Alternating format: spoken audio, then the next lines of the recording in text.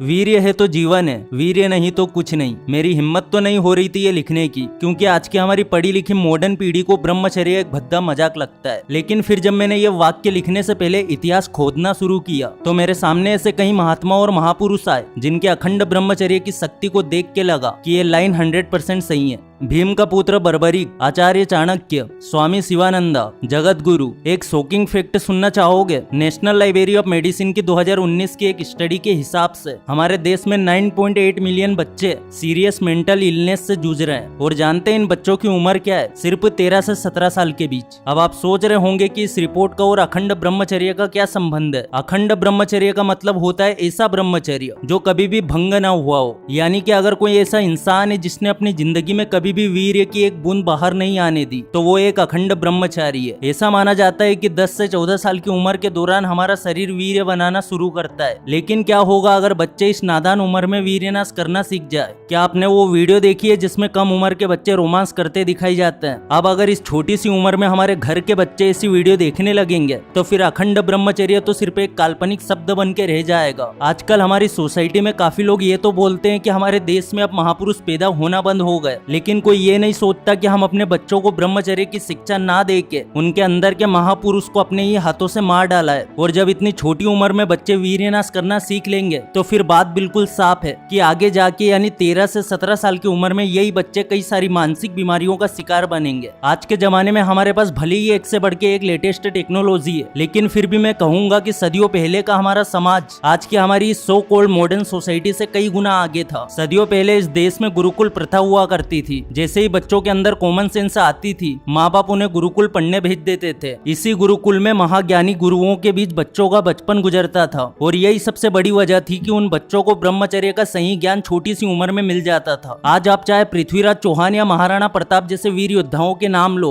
या फिर समाज को सही रास्ता दिखाने वाले स्वामी विवेकानंद जी का नाम लो, ये सब के सब अपने गुरु की वजह से इतने पराक्रमी और महान बन पाए हैं। लेकिन फिर ब्रिटिश राज के दौरान इंग्लिश एजुकेशन की जड़ें इस देश में बोई जाने लगी, जिसका रिजल्ट ये आया कि गुरुकुल और गुरु प्रथा इस देश में ऐसे गायब हो गई जैसे बरसात के बाद आकाश से बादल गायब हो जाते हैं। आज के हमारे युवाओं में वो ताकत नहीं है जो कभी जोधपुर के महाराजा जसवंत सिंह राठौड़ के 12 साल के बेटे पृथ्वी सिंह राठौड़ में थी। कहा जाता है कि एक बार औरंगजेब ने 12 साल के पृथ्वी सिंह को अपने खुकार शेर के साथ एक पिंजरे में बंद कर दिया था, लेकिन 12 साल के पृथ्वी सिंह ने अपने हाथों से उस खुकार शेर का मुंह फाड़ दिया, जिसे देख के औरंगजेब के भी पसीने छूट गए थे। आज का हमारा यूथ तो इतना कमजोर है कि सिर्फ 20 दंड बैठक लगाते उनकी सांसें फूल जाती है। हम खा पी के सिर्फ अपना शरीर बलवान कर सकते हैं, लेकिन अगर तुम्हें स्वामी विवेकानंद जैसा आत्मविश्वास, चट्टान का सीना चीरने वाला बल और एक सुप्रीम लेवल की ब्रेन पावर चाहिए तो ये सब सिर्फ और सिर्फ अखंड ब्रह्मचर्य से ही मिल सकता है। इतना सब सुनने के बाद अगर तुम्हें लगता है कि तुम भी एक अखंड ब्रह्मचारी बनना चाहते हो तो मैं तुम्हें बता दूं कि इसके लिए तुम्हें एक सही गुरु की जरूरत पड़ेगी। पर बहुत अफसोस की बात है कि आज के युवाओं को एक अच्छा गुरु इतनी आसानी से नहीं मिलता।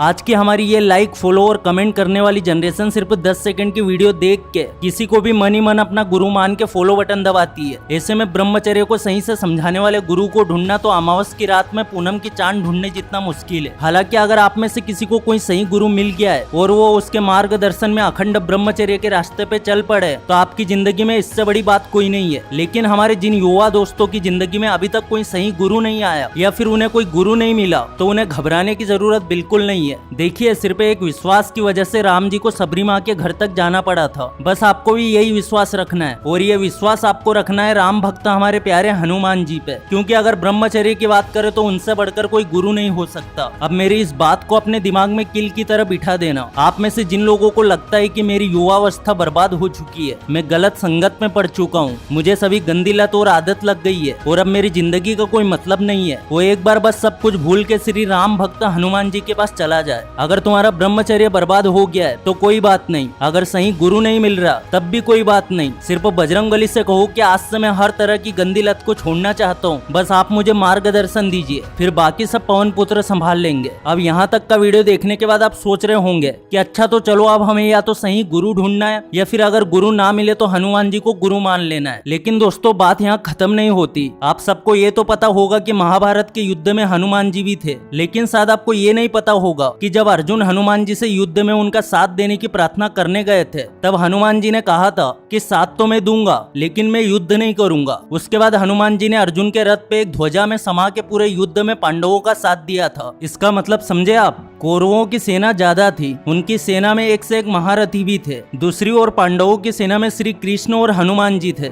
लेकिन फिर भी युद्ध तो पांडवों को ही करना पड़ा था। इसका मतलब यह है कि अगर आप ब्रह्मचर्य के रास्ते पे चलने के लिए हनुमान जी को अपना गुरु मान लेते हैं तो वो आपको मार्गदर्शन जरूर देंगे, लेकिन ब्रह्मचर्य के रास्ते पे चलना तो आपको पड़ेगा ही, यानी कि ब्रह्मचर्य के नियमों का पालन तो आपको करना है। तो चलिए अब बात करते हैं कि एक अखंड ब्रह्मचारी को कौन कौन सी चीजें करनी होती है और कौन कौन सी चीजों से दूर रहना है। ब्रह्मचारी को क्या करना चाहिए? सबसे पहली बात है अपने शरीर को शुद्ध रखना। यहाँ पे शुद्ध रखने का मतलब ये नहीं है कि आपको दिन में 3 बार नहाना है। शरीर शुद्ध रखने का मतलब है कि आपका शरीर अंदर से लेके बाहर तक शुद्ध होना चाहिए। इसके लिए आपको अपनी डाइट पे ध्यान देना होगा। सबसे पहले नॉनवेज चीजों से दूर रहना है। ये चीजें आपके शरीर में गर्मी बढ़ाती है और अगर शरीर में गर्मी बढ़ने लगी तो आपको अपने आप ही अपना वीर्यनाश करने की इच्छा होने लगेगी और ये इच्छा इतनी स्ट्रॉन्ग होगी कि शायद आप अपने आप को रोक भी ना पाओ और आखिर में आपके हफ्तों या फिर महीनों भर की मेहनत नाली में चली जाएगी। इसके अलावा ज्यादा तला हुआ या फिर ज्यादा मसालेदार खाना भी नहीं खाना चाहिए, जिसे हम स्पाइसी कहते हैं। ये भी हमारे शरीर में गर्मी बढ़ाता है। और एक जरूरी बात, खाने में प्याज और लहसुन का इस्तेमाल बिल्कुल ना करें, क्योंकि यह हमारी अंदर वाली एनर्जी को बढ़ाता है। आपने शायद ये बात कहीं पे सुनी होगी कि शादीशुदा लोगों को प्याज और लहसुन खाना चाहिए, इससे उनकी रात वाली लाइफ की एनर्जी बढ़ती है। लेकिन दोस्तों, अगर आपको एकदम शुद्ध रूप से ब्रह्मचर्य का पालन करना है तो प्याज और लहसुन से दूर ही रहे, क्योंकि अगर आप ब्रह्मचर्य का पालन करते हुए ये 2 चीजें खाएंगे तो चाहे आप मैथुन करना बंद कर दे, लेकिन नाइटफॉल होने के चांसेस बहुत है। दूसरी सबसे जरूरी बात, सही वक्त पे जागना सीख जाओ। एक बहुत पुरानी कहावत है, जो सोया वो खोया, जो जागा वो पाया।